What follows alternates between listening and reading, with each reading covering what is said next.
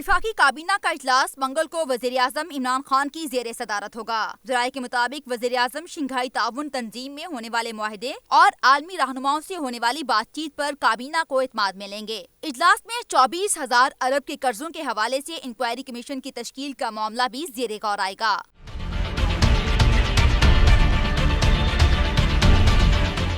काबीना मुल्क की मौजूदा सियासी सूरत हाल और मुआशी इक़दामात का भी जायजा लेगी और 15 निकाती एजेंडे पर भी गौर किया जाएगा। एजेंडे में एहसास प्रोग्राम, वीजा पॉलिसी को नर्म बनाना, Pak Iran maritime search and rescue मुआहदे की मंजूरी भी शामिल है।